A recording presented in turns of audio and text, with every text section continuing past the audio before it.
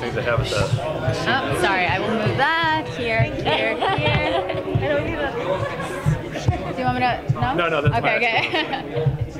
So, what do you think is the appeal of doing a show like this where it's very much sort of elaborate, it's a very different sort of story? What's the appeal of doing that as opposed to the ongoing battle for survival that we see? I'll jump in on this one because I'm so passionate about the original show. I was such a big fan that when this came into my life, I spent about 4 minutes screaming. And as I was watching the original, I had all these questions. What happened? What happened when Rick Grimes, Rick Grimes wakes up from his coma and it's depletion. There's nothing in the city. He's walking aimlessly. He's like a man alone.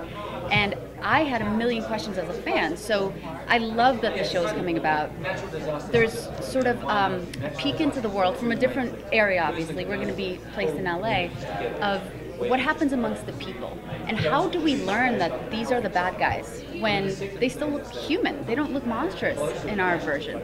So it's nice to see that slow sort of burn into, okay, now this is our new world. How do we cope?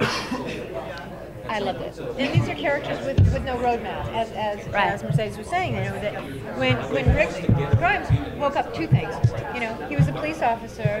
He already had a skill set. You're trained. You're trained in keeping the peace. You're trained in being an alpha male, and you're good with firearms. And there's a skill set that's automatic. But we didn't get to see really, except there were a few flashbacks in the show, what really happened as people who don't know what's going on have to contend and survive, or not, with what's going on in an urban population in a world that we haven't seen on television before. It's not in East LA that's just gangs. These are normal, average people. And first we get to find out who they are in normal life. And that's another thing that we haven't seen before. And really get into problems that average families throughout the world will be facing and related to. You blend different family units, and you have everyday problems that we've just never seen before, compounded by what the hell's going on. Everybody remembers October 12th, 1492.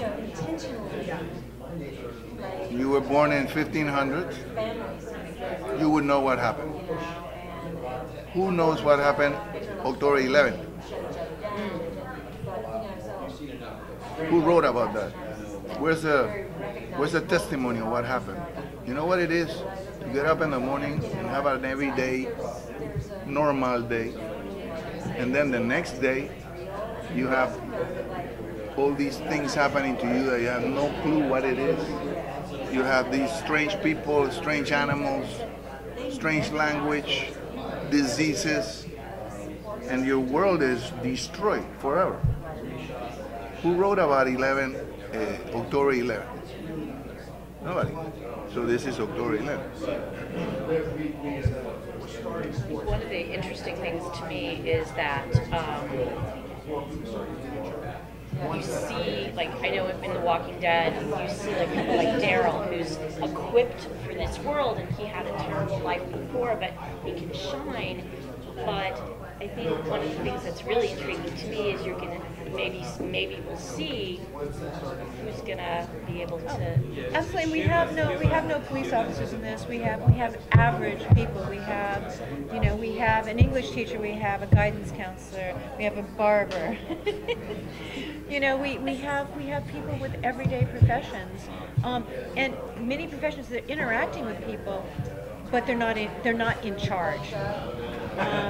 They have to cope with what's happening, and they have to bring their family together, because as with most of us, we're not all going to be in the same place if something like this were to happen. You know, some will be at school, some will be at work, some will be, you know, wherever. And you also have the denial factor. You have the denial. I mean, with characters like Alicia and Mercedes, it's like, I have this bright future ahead of me. You know, things are going to get better. That's what we believe in the American dream. It's going to be better, you know, especially as we launch into adulthood. In The Walking Dead, we've never dealt with teenagers or young adults at all. That is sort of the you know, if you sort of a whole missing section. And we'll see what happens. We'll see what happens with, you know, Alicia, who's headed off to Berkeley as a top student, you know, and has dreams and ambitions. We'll see what happens with a kid who has, you know, who's troubled, and you know, and is dealing with drug addiction, and how that tears apart a family. And we'll also deal with, you know, sort of the immigrant experience, the immigrants who've come here for a new life and what they want for their children, to have a better life than they did, and that has all been changed irreparably. Can the two of you talk a little bit about your storyline? Because we've got quite a bit of what's happening with the ship's characters, but you know, we got the casting announcements, but can you give us a little insight into who your characters are and the dilemmas that they're facing? Yeah. Daniel Salazar is from a Central American country. He's been in the United States for a serious, for a decade and a half. Came to the country like many Latinos come to the country because of political issues in their countries of origin. Set up a new life with his wife, who is played by Patricia Espíndola, a very excellent Mexican actress. And she and my daughter are part of the Salazar family. I'm a barber. I have a barber shop, and like Gale was saying, trying to reinvent your life, basically having the opportunity to do so. Most people that are immigrants go to Nueva York, New York, or Los Angeles. Los Angeles being more it's preferred because I guess of the climate. You don't have any snow by Central Americans. So when this happens, again, you're forced to deal with the issue. Some people are better prepared than others and don't know this. It's interesting, and I hope I can say this, but it's interesting that the first person that realizes what's going on is a drug addict. I thought that was very interesting.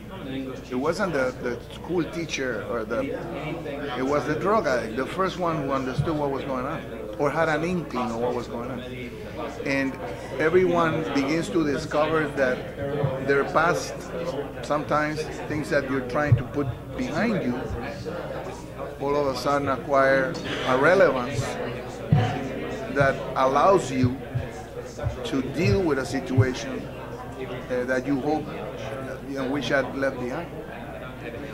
Ophelia is a daughter of immigrant parents, so there's a lot of allegiance to her parents. She's definitely a bit of a daddy's girl. She loves her parents, obviously, wants the best for them. She takes in a lot of, I come from immigrant parents, so I know even growing up, you feel like you have to cater to them and take care of them because English isn't their first language, so you're defending them a lot and you want to protect them. And even as a kid, I remember thinking, like, I got to make sure my parents are okay.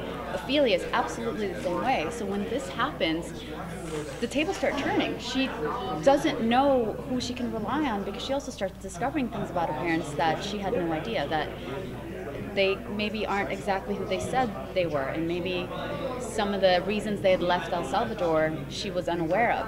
So she's sort of stuck in this world now where yesterday, October 11th, she had every sort of opportunity and hope and a bright future, and now she's literally questioning everything that she knows. Her world is crumbling and she's grasping for straws, trying to figure out who she is. It's almost like going through puberty again, where you are figuring out exactly what's happening to you and what you're capable of and who you can rely on.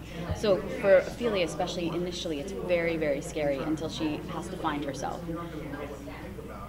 Having no sort of ulterior motive.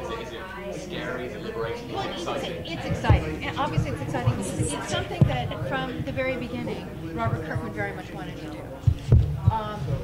So because he feels unrestrained and there is not expectations from a fan base who's saying, you didn't do the panel from the comic book exactly the way it was in the comic book.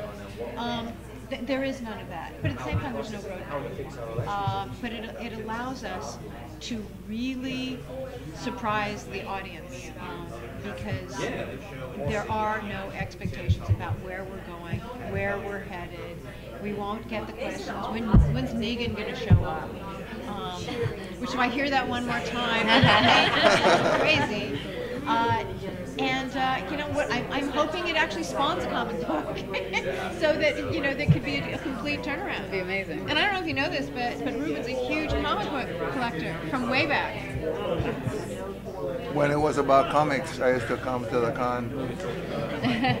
But by the same token, we know what's going to happen. The people who've seen The Walking Dead, we know what's going to happen. So you have this kind of pit of dread in your stomach that... It's amazing that the audience knows more. Yeah, well, we know what's going to happen to you guys. So to see how this unfolds and just go, oh, go, don't. Yeah. I mean, it's very Hitchcockian. Yeah. When it's like, don't go down the stairs, don't go in the basement, don't go down, that dark hallway and open that door.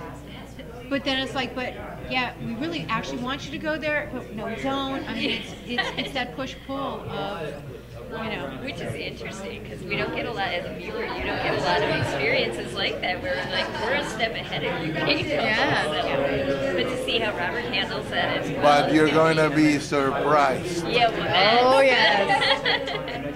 You've had a long and distinguished career. Oh, thank you. Liar. But how did you get attached to the show? I was unemployed. That was the first thing. And then, no, really, I asked, I said, if they saw something in me that would help develop the character. The character is very, very complex, which is why I decided to do this. My band is very upset because I'm the singer. And while I'm doing this, the band's not, I'm not singing with the band, but they have another singer, so they're working. But, and they allowed me to do this too. I had to ask them, of course. It's a very complex role. It's one of the most complex roles I've had because of the background and all the stuff that happens. So, and AMC is a quality group. I mean, if you think about it, 15 years ago, they were just maybe on the way out. God knows, become like Blockbuster. And all of a sudden, they got the right amount of the people. I don't know how it happened, but it wasn't luck. They had Mad Men, boom. Then they had Breaking Bad, boom, boom, boom. And then they had Walking Dead again. So it's a quality group, very smart people, very nice people. Yeah. To deal with, and so I said, sure, it was a no-brainer. This genius we have over here. Thank you. We're going to wrap it up. Thank you very much. Thank you, guys. Oh.